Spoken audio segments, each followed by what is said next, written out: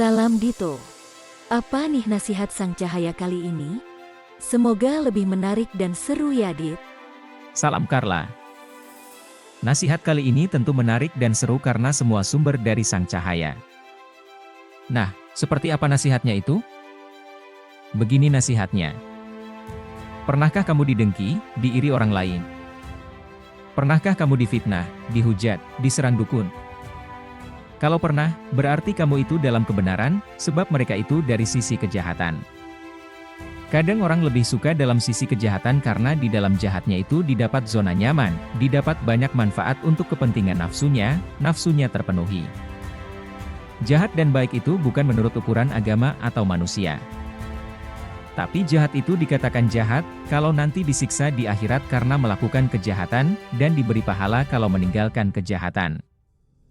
Orang yang dengki, iri, menghujat, memfitnah, menyantet, meneluh, semua itu di bawah kendali iblis, dan iblis itu, raja kegelapan, raja segala kejahatan. Kalau kamu pernah mengalami, harusnya kamu introspeksi, bukan marah dan mempertanyakan, kenapa saya diiri, kenapa saya didengki, kenapa saya diserang dukun? Tapi kamu harus bersyukur karena itu memperjelas posisi kamu sebagai anak cucu Adam. Sebab iblis dulu bersumpah kepada Allah itu, akan mengganggu anak cucu Adam saja. Anak cucu sapi, jin, kambing, ayam, dan semua, selain anak cucu Adam, tidak akan diganggu. Kalau kamu sudah diganggu, walau itu iblis lewat membisik-bisiki orang supaya iri, dengki, hasad, benci, dan menyerangmu, itu menunjukkan eksistensimu sebagai anak cucu Adam, bukan anak cucu jin, wedus, sapi, kucing, dan lain-lain. Dan yang pasti lagi, iblis itu hanya mengganggu kepada yang dianggap mereka mengkhawatirkan mereka saja, yang tidak membuat iblis khawatir akan dibiarkan, yang sesat dan kesasar akan dibiarkan saja. Karena kalau yang sudah sesat dan kesasar kok diganggu, nanti malah lurus, makanya dibiarkan saja tidak akan diganggu. Malah jika seseorang itu sudah ibadah selama hampir seumur hidup, kok iblis sama sekali tidak tergoda, bahkan ogah mengganggu, itu kita harus curiga.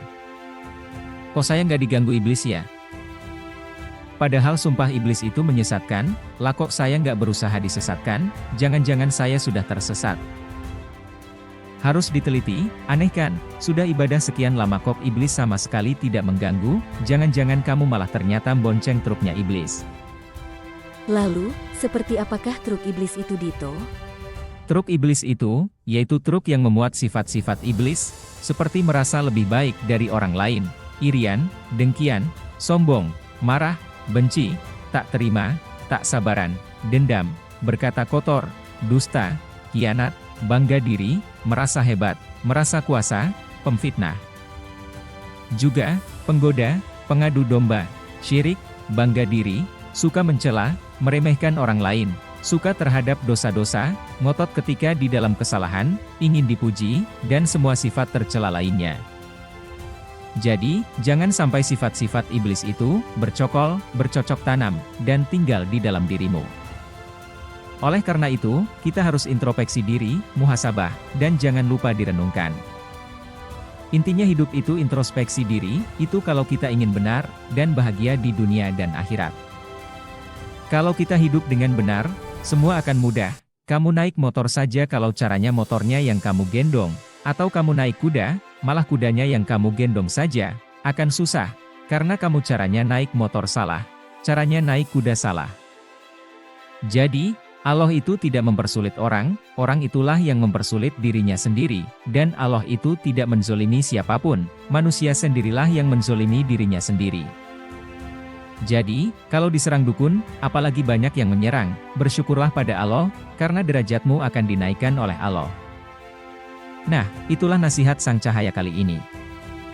Semoga bermanfaat.